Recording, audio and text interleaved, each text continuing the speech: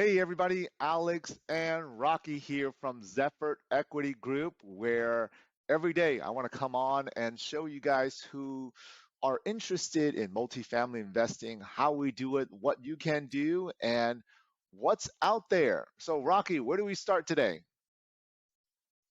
Okay, so Alex, today we're going to be talking about some few technical terminologies, which is going to be helpful for those who are interested in investing in multi-family investment. So the first one that we have here is effective occupancy.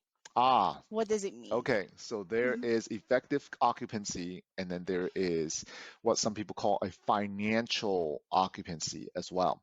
So, effective occupancy is ultimately what you can possibly have for overall, like how are you occupied? Now, let's just say you have 100 units, right?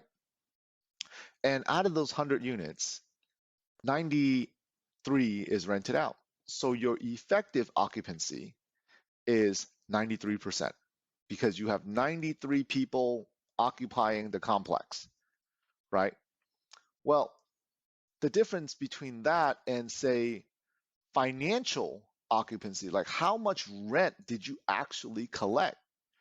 So the rent that you collected might only be 90%, right? Which means of the Mhm. people that are 93% occupied, you only collected on 90% of those people. And it's really, really important to know when investors talk about occupancy rates, is it the number of people that are in the property, or is it the number of people that are paying, right? I'm more Right. interested in the people that are Mhm. paying. Yeah. See, here's what happens. Right before um, people sell their multifamily, and this is something that as a buyer, as a partner, I have to realize is you got to know the Mhm. tips and tricks that people are doing. Let's just say someone's selling their apartment. Oh, it's underperforming. That's because they're poorly managed. Maybe it's like 75%, right? Now, Mhm. Rocky, they know they're about to sell it. So maybe the last 3 to 6 months, they do a crazy special. First 2 months free when you sign a 1 year lease, or leases are half off, right? Or even worse yet, 30 days before, okay, they do something crazy Mhm. like that. They'll blast it on their social media and say, first month rent free if you sign a 1 year contract. And then, boom, all of a sudden, their occupancy goes up, Goes up. skyrockets from 70 to 95%.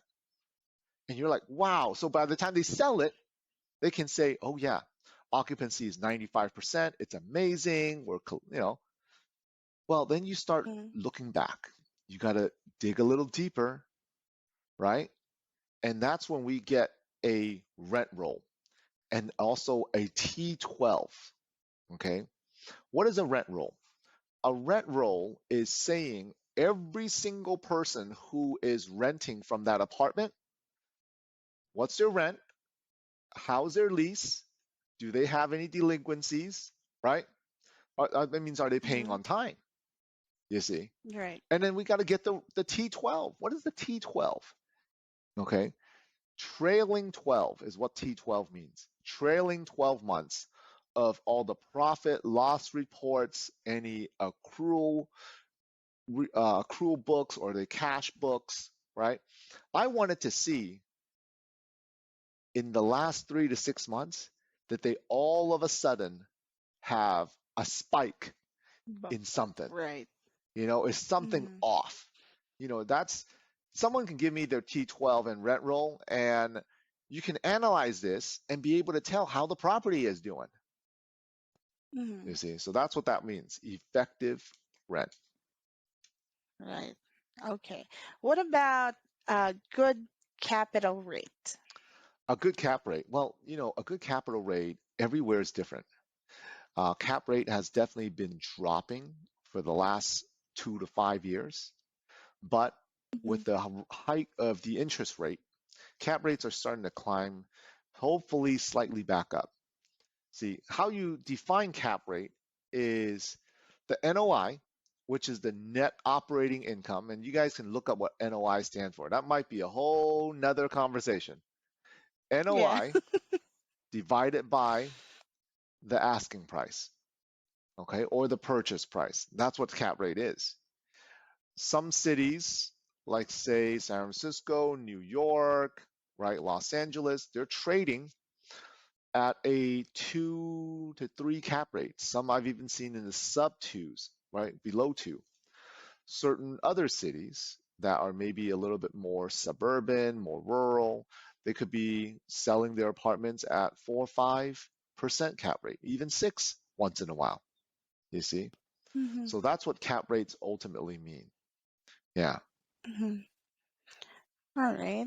And which type of multifamily, homes has the highest depreciation?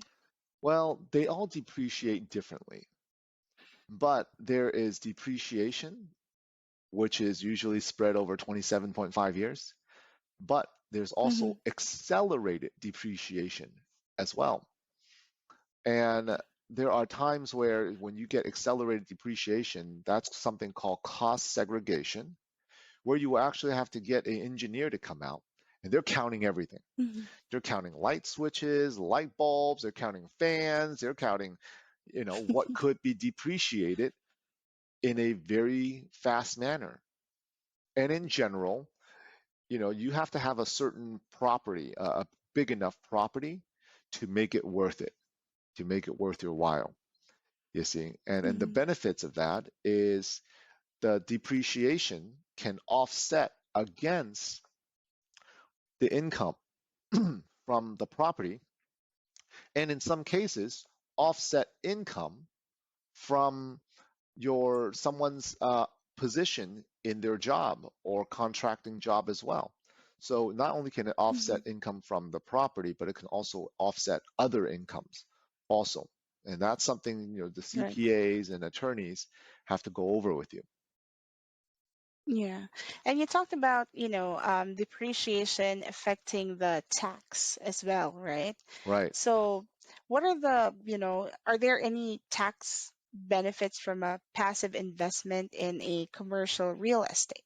Oh, absolutely. Well, that's where the depreciation comes in. You see, is Hmm. that it goes against, it's like when you depreciate something, it's almost like that money you never made.